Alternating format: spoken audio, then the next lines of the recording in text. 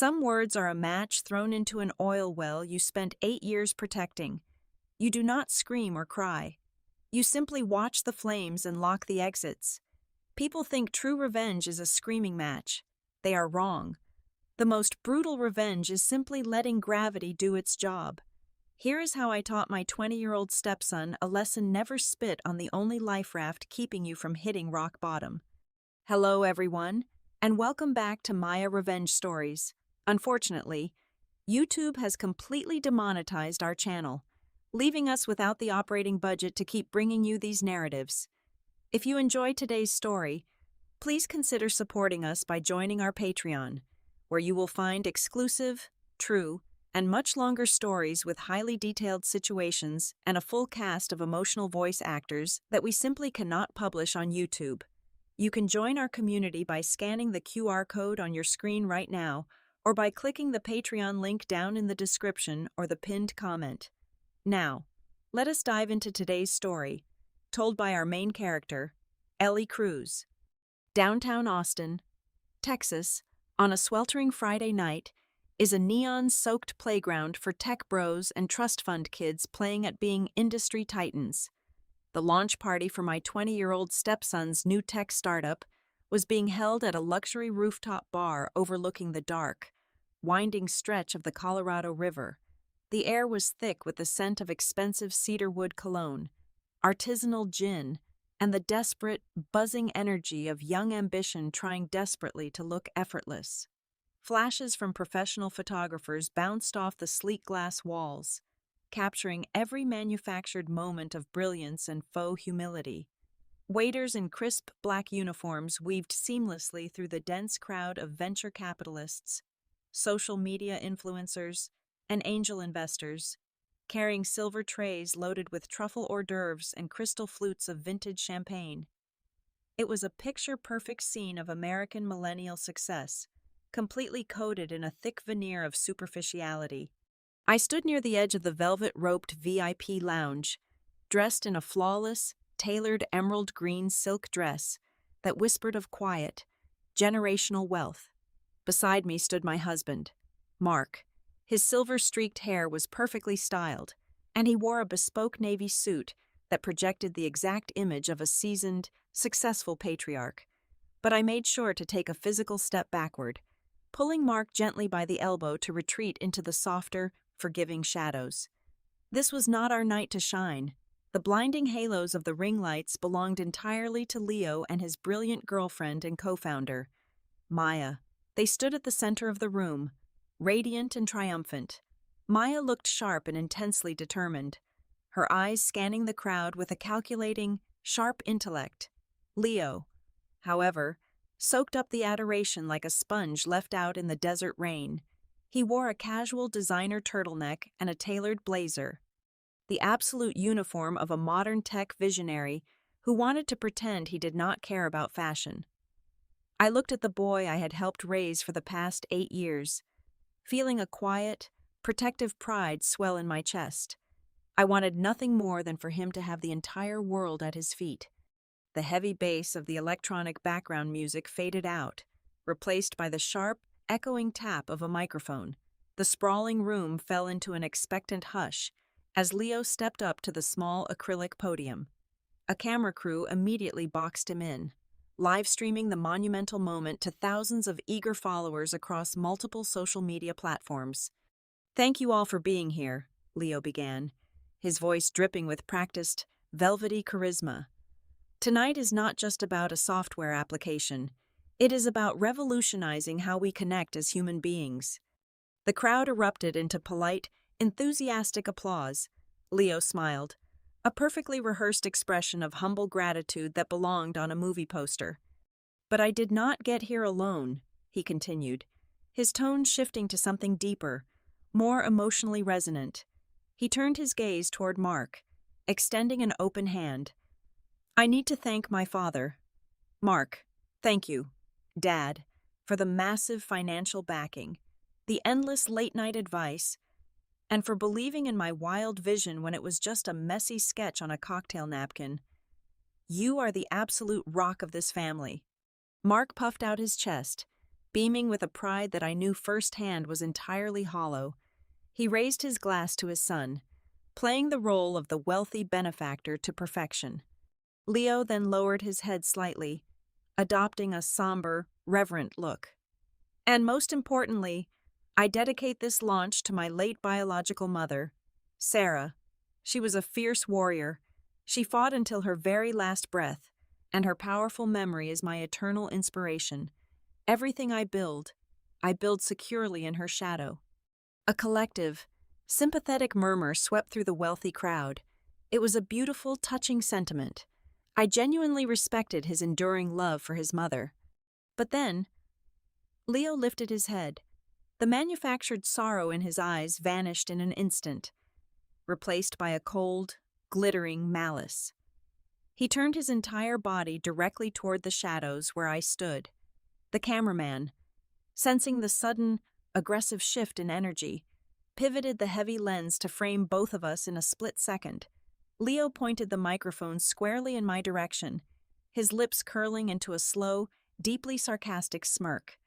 "Our application," Leo announced, his voice suddenly hard, amplified, and biting, "was designed for real women, women exactly like my mother, women who actually work, who struggle, and who build incredible things from the ground up."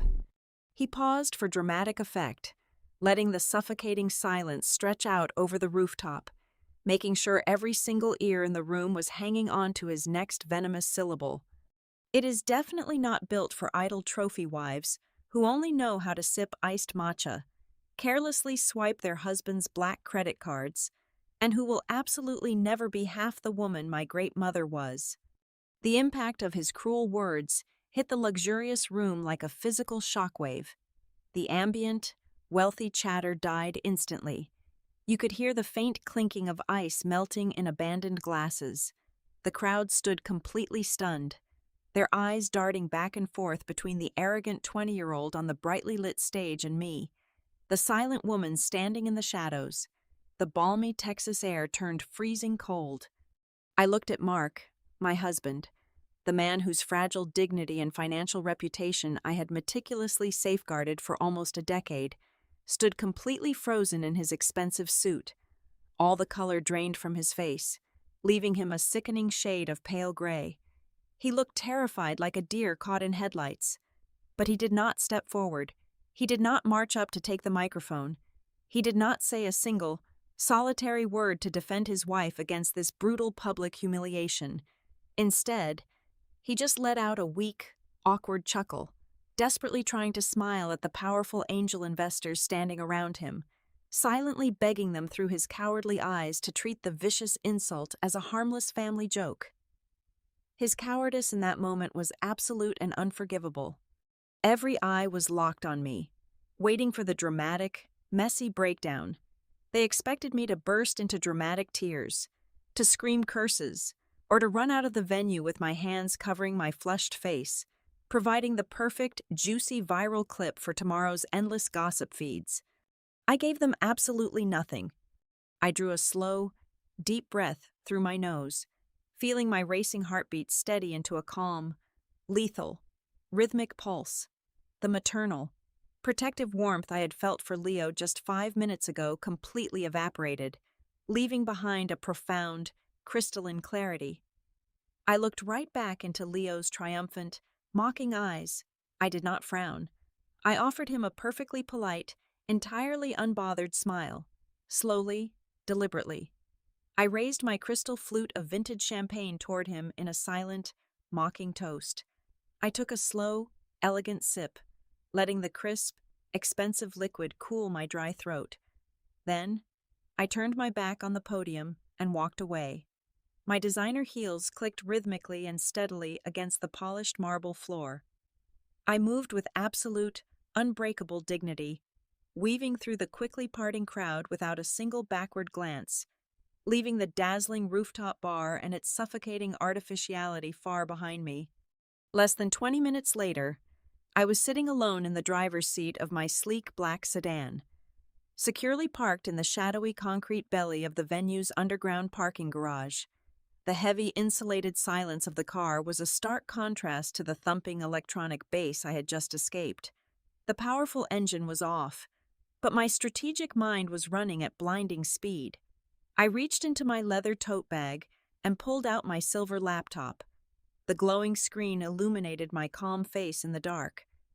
I opened my highly encrypted email client and drafted a new, high-priority message directly to my private legal and wealth management team. The message body was left completely empty. I only needed to type 6 words into the subject line. Activate capital clawback clause immediately. I hit send. The screen flashed briefly, confirming the devastating message was out in the digital ether. I closed the laptop with a soft snap, placed my manicured hands firmly on the leather steering wheel, and watched the digital clock on the dashboard tick forward. The fuse was officially lit. The world is a stage, and for almost a decade, I played the role of the silent, supportive wife so convincingly that even the people closest to me forgot I was the one writing the script.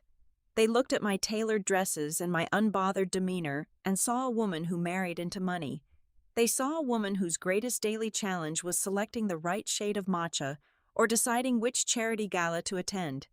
They were spectacularly wrong. I did not marry into wealth. I was the wealth. My name is not just a decorative signature on Mark's holiday cards. In the relentless, high-stakes world of global supply chains, I am known as a senior strategist at Etheria Vanguard Logistics. I orchestrate international shipping lanes, negotiate massive freight contracts, and manage corporate acquisitions that move economies. I built a formidable, self-made fortune entirely on my own, long before I ever met my husband. My portfolio is diverse, aggressive, and highly liquid, but I never flaunted it. In a society that often penalizes women for outshining their partners, I chose to keep my financial power hidden behind the polished veneer of domestic tranquility. Let me take you back to exactly 8 years ago. When Mark and I first started dating, he projected the image of a seasoned entrepreneur who had simply hit a brief streak of bad luck. The truth, however, was buried deep in his heavily audited financial records. Mark was not just experiencing a temporary dip. He was drowning. His aggressive business expansions had failed catastrophically. Compounding his terrible corporate decisions were the staggering, unpaid medical bills left over from his late wife's prolonged battle with illness. He was leveraged to the absolute breaking point, facing imminent bankruptcy and the loss of his family home. At the time, Leo was only 12 years old.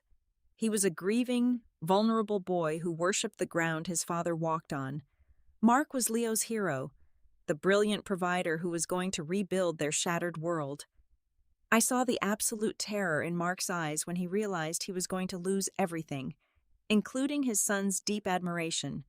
So, I made a choice. It was a choice born out of love, pity, and a deeply flawed sense of maternal duty. I decided to become the invisible safety net. I quietly liquidated a portion of my own assets.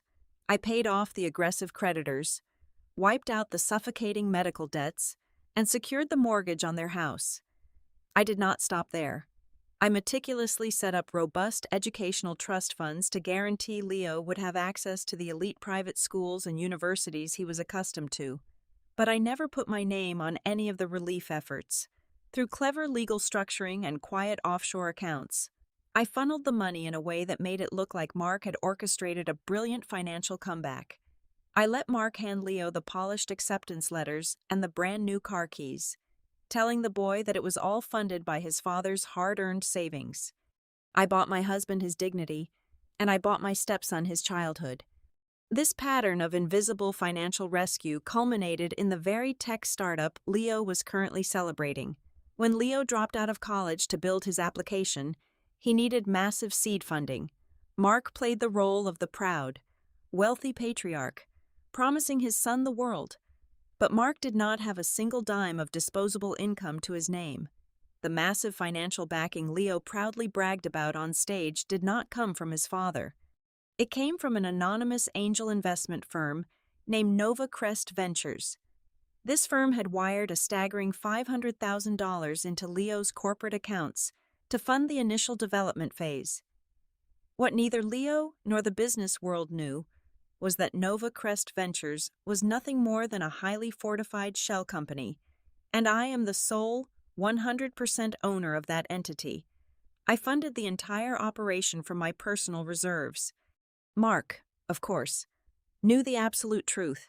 When I drafted the investment contracts, he had cornered me in our master bedroom, his hands shaking as he pleaded with me to keep my identity completely hidden from the board of directors. "Please, Ellie," he had begged, his voice cracking with pathetic desperation. "The boy idolizes me. He thinks I am a titan. I do not want him to think I am a total failure who has to leech off his wife to survive. Let him have this one thing. Let me be the hero." And like a fool, I agreed. I signed the non-disclosure agreements and buried my name under layers of corporate anonymity. I thought I was protecting a fragile family ecosystem. But as I drove away from the dazzling rooftop party that night, the cold reality of my actions finally crystallized in my mind. My silent sacrifices had not healed them. My financial protection had insulated them from the real world, allowing their worst traits to mutate and grow out of control. By constantly erasing Mark's failures, I had enabled his profound cowardice. By funding Leo's life without demanding a single ounce of gratitude or accountability, I had manufactured an arrogant megalomaniac who truly believed he was a self-made genius. I had built a magnificent, towering castle entirely out of glass, and they had just thrown a massive rock right through the main window. My tolerance was officially exhausted. I was done being the invisible engine powering their inflated egos. If Mark wanted to be the wealthy hero, and if Leo wanted to be the brilliant visionary who despised idle wives, then they were going to have to survive the free market on their own. I was stripping away the protective shell, pulling my capital, and letting the brutal, unforgiving force of economic gravity finally pull them back down to earth. The morning after the launch party, the sprawling Austin estate was completely silent. I did not bother waiting for Mark to wake up from his inevitable hangover of shame and cowardice. By 6 o'clock in the morning, my designer luggage was neatly packed and already loaded into the trunk of my car. I walked through the massive, custom-built house just as the early sunlight hit the perfectly manicured lawns. Before walking out the heavy oak front door, I placed a single, crisp piece of cardstock on the marble kitchen island where Mark would absolutely find it. The message was written in my sharp, elegant handwriting. "It is time for you to finally be your son's hero yourself." I drove away from the suffocating mansion and moved directly into a high-security, luxury penthouse I owned in the quiet suburbs of the city. I poured myself a cup of dark roast coffee, sat on the expansive balcony, and waited for the invisible gears of consequence to start turning. It took exactly 48 hours for the first dominoes to fall. The process of financial starvation is rarely a sudden explosion. It is a slow, agonizing suffocation. The first signs of trouble were easily dismissed by them as minor administrative glitches. Leo tried to pay for a celebratory team lunch at a high-end steakhouse, only to have his sleek corporate credit card declined. He laughed it off, loudly blaming the bank's overly sensitive fraud protection algorithms, and forced Maya to cover the $600 bill with her personal debit card. But by the end of the week, the glitches became systemic, undeniable failures. The primary cloud servers hosting their revolutionary applications sent automated warnings about overdue monthly renewal fees. When the accounting department tried to process the payments, every single transaction was violently rejected. The app went completely dark for 4 excruciating hours during peak evening user traffic.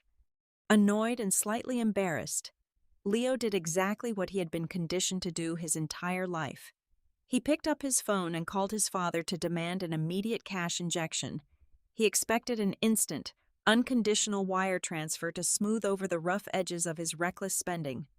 What Leo did not know was that his father was currently experiencing a full-blown panic attack in the lobby of a major commercial bank. Mark had spent the entire morning sitting across from a senior loan officer, desperately trying to secure an emergency line of credit. Mark put on his best tailored suit and flashed his most charming, persuasive smile, but the banker remained completely unimpressed. When they pulled Mark's financial profile, the stark, brutal reality was laid bare on the desk. My husband legally owned absolutely nothing of value.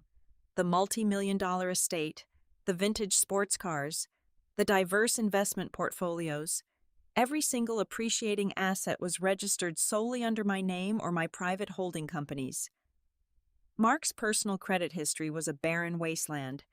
The bank politely but firmly showed him the door before lunchtime. In a state of pure desperation, Mark began bombarding my private phone with frantic text messages. He typed out lengthy, pathetic apologies. He begged me to come back to the house and fix the catastrophic mess. He desperately tried to shift the blame, typing that Leo was just young, foolish, and deeply immature, and that I should not punish the whole family for one stupid, drunken speech. I read the pathetic messages while calmly watering the orchids in my new living room. I did not feel a single ounce of pity. I simply went into my phone settings and temporarily blocked his number, cutting off his last remaining lifeline to sanity. The final, devastating blow landed exactly 10 days after the glittering rooftop launch party. Leo arrived at his trendy downtown office to find a thick, certified legal document waiting on his desk.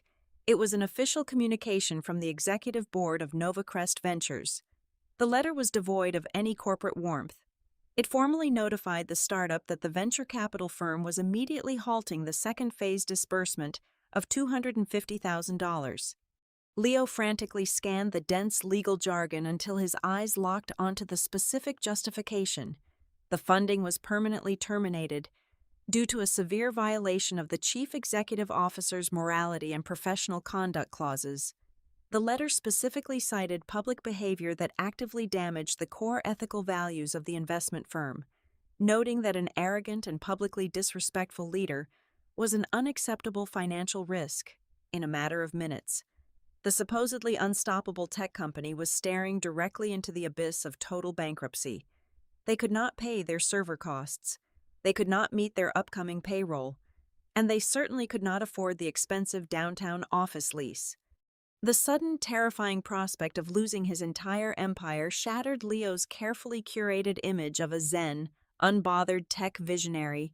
The charming facade completely crumbled, revealing the deeply insecure, volatile little boy underneath. The modern, open-concept office, usually filled with the cheerful sounds of ping-pong tables and collaborative brainstorming, turned into a deeply hostile war zone. Leo began pacing the hardwood floor like a trapped, panicked animal. He violently swept a row of expensive monitors off a desk, the screens shattering against the concrete floor, while screaming obscenities at his terrified development team.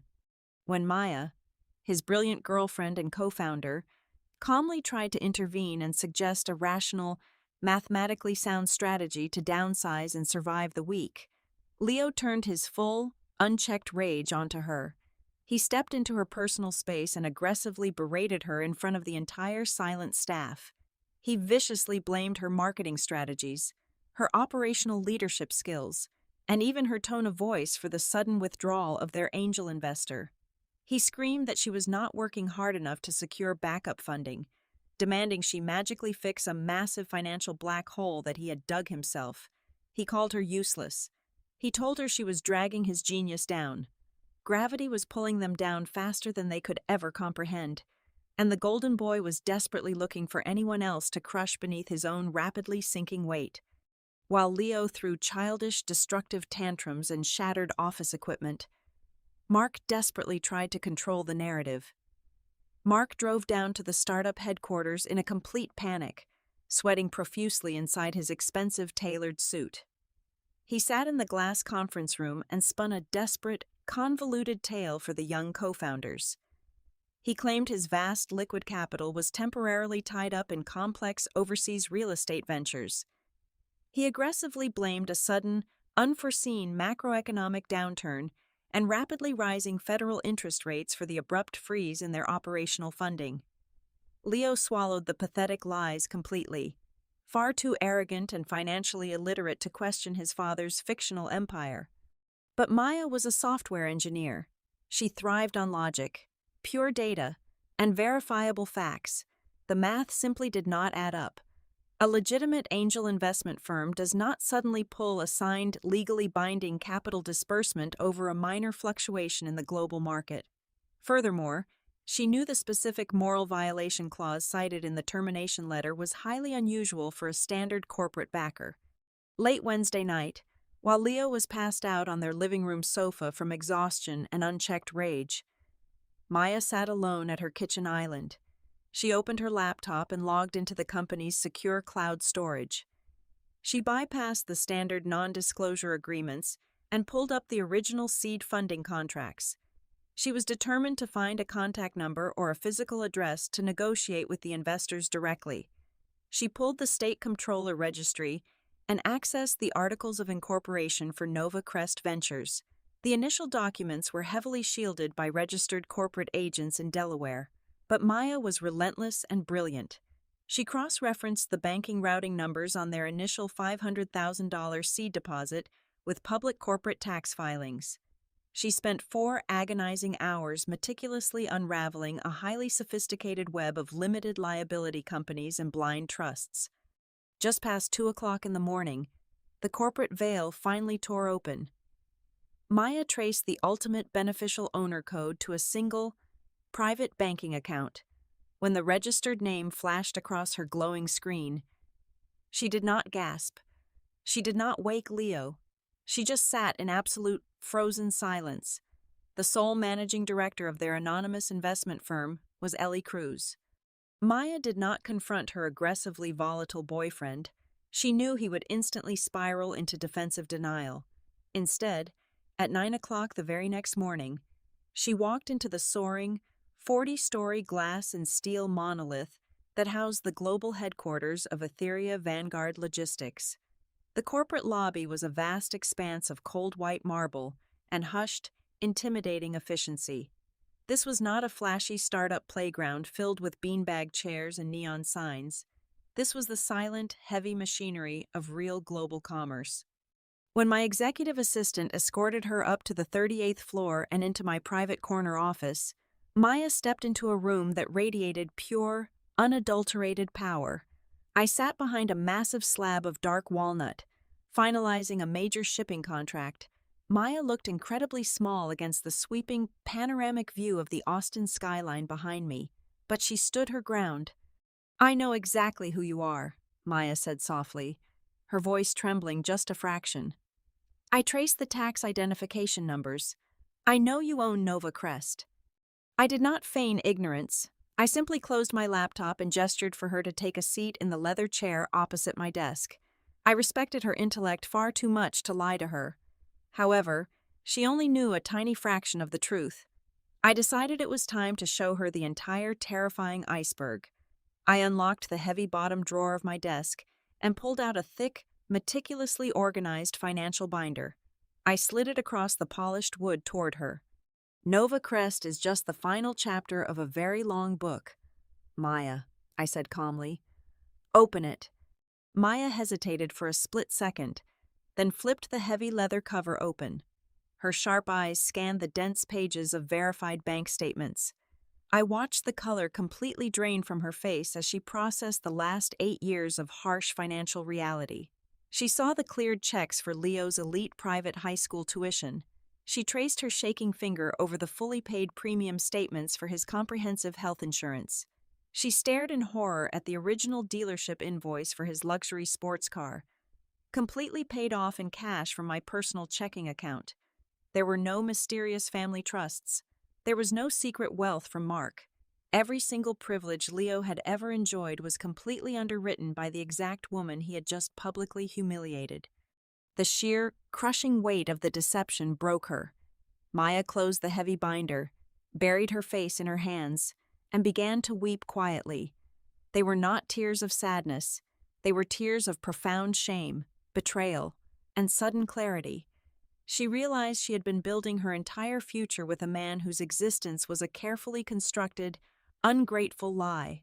The arrogant genius who had spent the last 3 days screaming at her and blaming her for his failures was nothing but a fragile, financially dependent parasite. "He stood on that brightly lit stage," Maya choked out, her voice raw with deep disgust. He stood right there and called you a useless, idle wife, and you were the only reason he even had a stage to stand on." "Yes," I replied, my voice perfectly steady and devoid of any warmth. "And now the stage is rapidly collapsing." Maya looked up, wiping her eyes fiercely. Her expression hardened into something cold, practical, and resolute. "What do you want me to do? Do you want me to go back and tell him the truth? Do you want me to let him burn right now?" "No," I answered, leaning forward and folding my hands together, resting on the desk. "Leo is currently demanding an emergency board of directors meeting for this coming Saturday morning. He truly believes he can pitch a brilliant survival strategy to the anonymous investors of Nova Crest and convince them to keep the money flowing. I want him to hold tightly onto that desperate delusion for just a few more days." I looked directly into Maya's tear-streaked but fierce eyes, offering her a path out of the wreckage. "I am proposing a temporary alliance. You will go back to the office today. You will actively help him prepare his final presentation. You will keep the contents of this binder an absolute secret, and when the time comes for the emergency meeting, you will ensure that both Leo and Mark are sitting perfectly still in that glass boardroom, eagerly waiting for the lead investor to arrive." Maya did not hesitate. The brilliant, pragmatic woman saw exactly what needed to be done to sever her ties to a sinking ship. She nodded once, a sharp and definitive movement. The trap was set. The 4 days leading up to the Saturday morning emergency board meeting were a masterclass in watching a lie suffocate its hosts. The official agenda for the meeting, scheduled precisely for 9 o'clock, was brutally simple. The board would either vote to secure an immediate, miraculous injection of operational capital, or they would be legally forced to file for Chapter 11 bankruptcy by Monday morning. The clock was ticking, and the air inside their trendy downtown office had turned hopelessly toxic. Mark was completely spinning out of control. My absolute silence had left him stranded in a financial desert of his own making, without my bottomless bank accounts to quietly cover his tracks. He was forced to resort to outright begging. The man who had spent the last 8 years pretending to be a self-made titan was now locked inside a glass office, frantically dialing distant cousins, former business associates, and aging relatives. He pleaded for short-term personal loans, masking his desperation with fake optimism. He even went as far as attempting to quietly list Leo's luxury sports car on an exotic auto broker website, desperately hoping to scrape together a quick $80,000. But $80,000 was a pathetic drop in an ocean of corporate debt. The overdue server hosting bills alone were astronomical, not to mention the looming payroll for 20 terrified employees. The suffocating stress finally fractured Mark's carefully maintained facade. Late Thursday evening, inside the echoing, unpaid startup office, Leo demanded to know why his wealthy father was not simply writing a massive check to make the problem disappear. "Stop making excuses about the macroeconomy and just wire the damn money." "Dad," Leo had screamed, throwing a heavy dry erase marker across the room. Mark, pushed to the absolute brink of a nervous breakdown, his expensive suit wrinkled and his face pale, slammed his fists onto the conference table. "You arrogant little fool," Mark roared back, his voice cracking with sheer panic. "You have absolutely no idea who you just angered. You destroyed everything with that stupid speech." The aggressive outburst hung heavily in the dead air. Leo blinked, his supreme, manufactured confidence faltering for a fraction of a second as a cold, sharp seed of doubt finally took root in his mind. Who had he angered? Mark instantly realized his fatal slip of the tongue and frantically began to backpedal. He stammered out a weak lie, claiming that the mysterious, conservative angel investors of Nova Crest Ventures must have watched the live stream and were deeply offended by Leo's brash attitude. Leo seemed to accept the flimsy excuse, but the foundation of his reality had definitely cracked. When Maya returned to the chaotic office the very next morning, she moved through the hostile environment with the icy, calculated detachment of a crime scene investigator. When Leo launched into another manic, aggressive monologue about his brilliant upcoming pitch to save the company, Maya did not argue. She just stood there and stared at him. The look in her dark eyes was no longer filled with supportive love or even frustration. It was pure, unadulterated pity. She looked at Mark, sweating profusely in the corner, and Leo, pacing the floor like a delusional king, and saw two hollow ghosts who simply did not realize they were already dead. True to our agreement, she kept her mouth firmly shut. She simply sat quietly at her desk, methodically printing out the disastrous financial statements and neatly arranging the briefing folders for Saturday morning. She was meticulously preparing the execution chamber. Despite his father's bizarre outburst and the undeniable, catastrophic financial ruin staring him right in the face, Leo's malignant narcissism fiercely protected him from the truth. He spent Friday night relentlessly practicing his grand presentation. He genuinely, deeply believed that his software application was a priceless gift to modern humanity. He was absolutely convinced that once he finally got the faceless, anonymous corporate representative of Nova Crest Ventures into the boardroom, his raw charisma and visionary genius would easily secure another $250,000. He thought he was about to outsmart the entire venture capital system. He believed he was invincible. The tension in the atmosphere on Friday night was thick enough to choke on, vibrating like a tightly stretched piano wire just seconds before snapping. The stage was perfectly set. Every single lie they had ever told, every false narrative they had built, and every piece of unearned arrogance was now packed tightly into that glass boardroom, waiting under immense, crushing pressure for the sun to rise. They were waiting for a savior to walk through those heavy doors, entirely unaware that the executioner was already on her way. Saturday morning arrived with a suffocating, heavy heat that pressed aggressively against the towering glass windows of the startup headquarters. At exactly 9 o'clock, the executive boardroom was as sterile and cold as an operating theater. The massive rectangular table, carved from a single slab of frosted glass, dominated the space. Mark and Leo sat at the far end, side by side, perfectly framing themselves as the unified, visionary leadership team ready to conquer the market. Mark looked absolutely terrible, despite wearing his most expensive charcoal suit. His face was drawn, pale, and slick with a cold sweat that he kept wiping away with a trembling hand. He kept checking his platinum watch, his eyes darting frantically toward the heavy frosted glass door. Leo, however, was operating on a completely different frequency. He was practically vibrating with toxic, unearned confidence. He had spent the last 2 hours pacing the length of the room, loudly rehearsing his desperate pitch, convinced that his raw magnetic charm would magically erase the massive financial crater he had dug. He adjusted the collar of his designer shirt, completely oblivious to the fact that his father was silently hyperventilating beside him. Maya sat quietly at the opposite end of the long table, her hands neatly folded over a thick black leather binder. She wore a sharp, structured blazer and an expression of absolute, terrifying neutrality. She did not look at Leo. She simply stared straight ahead, waiting for the execution to begin. The heavy digital lock on the boardroom door suddenly clicked, a sharp, metallic sound that echoed like a gunshot in the silent room. The heavy glass door swung open. I stepped into the room. I did not wear the soft, forgiving pastels or the elegant silk dresses of a quiet, supportive housewife. I wore a tailored, razor-sharp black suit that cut a commanding, imposing silhouette.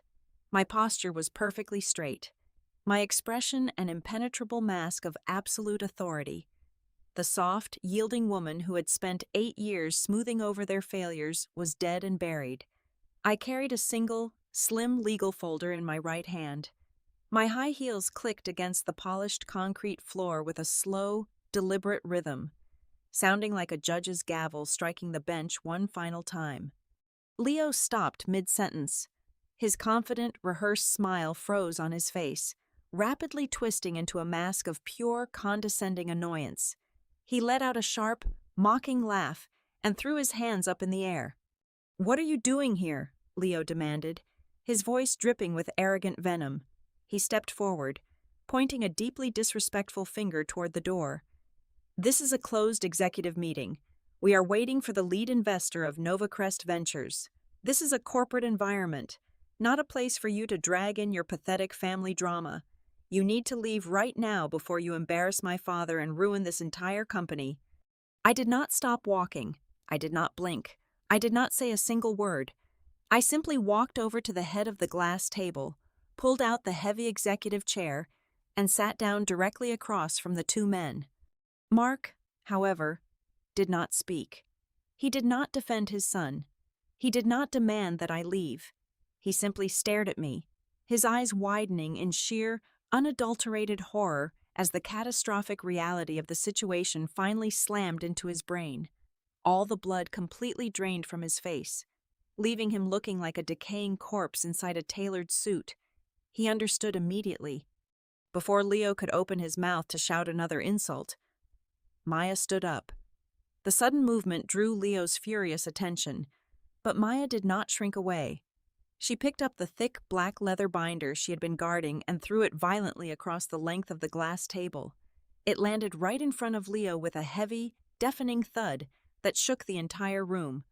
"Sit down and shut your mouth, Leo," Maya commanded, her voice ringing out with a cold, devastating authority that he had never heard her use before.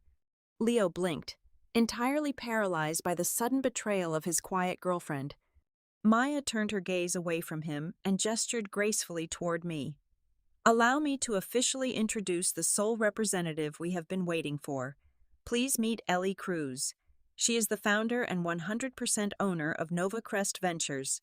She is the angel investor who personally funded your entire seed round. She legally controls 75% of this company's voting shares. And most importantly, she is the woman who has entirely funded and fed your ungrateful family for the last 8 years." The silence that followed her declaration was absolute. It was the heavy, suffocating silence of a vacuum right after an explosive detonation. Mark broke first.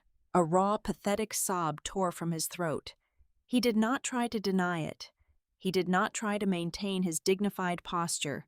The 8-year lie had finally crushed him. He slumped forward, burying his face in his trembling hands, and began to weep openly, loudly. Right there at the corporate table, the wealthy patriarch, the genius businessman, the hero of the family, was reduced to a sniveling, broken shell crying in front of his employees.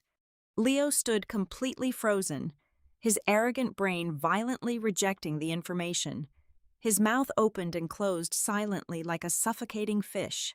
He looked down at the heavy black binder sitting in front of him, with shaking, hesitant fingers. He flipped open the cover. He stared at the first page. It was a cleared, certified bank check from my personal account, paying off his father's massive, secret corporate debt from 8 years ago. He turned the page. He saw the direct wire transfers funding his elite private high school tuition. He saw the cash receipts for his expensive summer camps, his tailored clothing, and his luxury sports car. He turned page after page, his breathing becoming shallow and ragged as he watched his entire life's narrative burn to the ground. Every single achievement, every ounce of privilege, every piece of his towering, arrogant identity was meticulously documented as a direct charity handout from the exact woman he had publicly humiliated on stage. He was not a self-made genius. He was not a visionary. He was a deeply spoiled dependent who had violently bitten the only hand that had ever fed him. The toxic pride shattered. I watched his eyes dart wildly around the room, desperately looking for a loophole, a lie, a way to escape the crushing humiliation, but there was nowhere to hide. He looked at his father, sobbing uncontrollably on the table, and realized with a sickening clarity that he was the son of a monumental coward. I leaned forward and opened the slim legal folder I had brought with me. I did not raise my voice. I did not scream or insult them. I let the brutal weight of the paperwork do all the talking. I pulled a silver pen from my jacket pocket. "As the majority shareholder of this entity," I said, my voice calm, smooth, and echoing with absolute finality, "I am officially relinquishing all management rights to the current executive team. However, I am simultaneously executing the moral violation clause signed in your initial term sheet. I am clawing back every single cent of the original capital disbursement. This company is officially insolvent as of this exact minute. The servers will be permanently shut down by noon. I signed the bottom of the financial decree and slid it across the glass toward Leo. Then, I reached into the folder one last time. I pulled out a second, thicker document and tossed it gently in front of Mark's sobbing head. "And those," I added quietly, "are your divorce papers? I expect you completely moved out of my house by tomorrow morning." Leo slowly looked up from the financial statements. His face was a mask of pure devastation.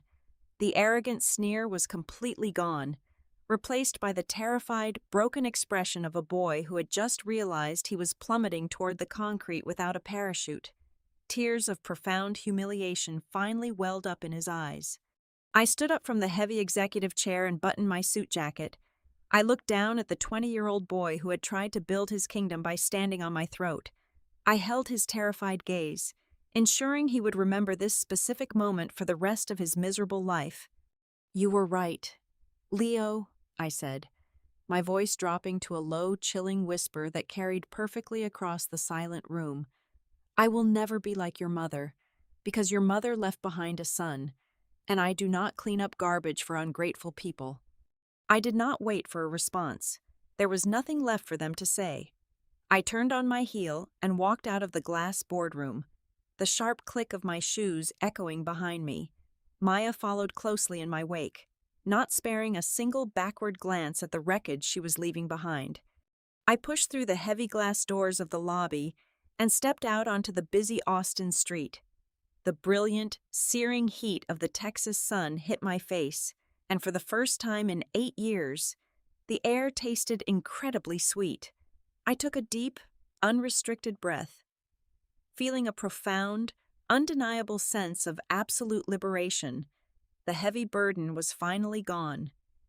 I walked away into the bright morning, leaving 2 broken men trapped in a glass box, forced to learn how to survive in the real world with their own 2 hands for the very first time in their lives. Thank you so much to everyone for tuning in and listening to this incredible journey of absolute justice. I would love to know where all of you are listening from today, so please drop your city or country down in the comments below. If you found today's story empowering and want to help keep this channel alive, please consider supporting us by joining the Maya Revenge Stories Patreon. You will get instant access to our best, highly exclusive, true revenge stories that we simply cannot publish on YouTube. You can join right now by scanning the QR code on your screen, or by clicking the Patreon link waiting for you in the description and the pinned comment. Stay strong, never let anyone dim your light, and I will see you in the next story.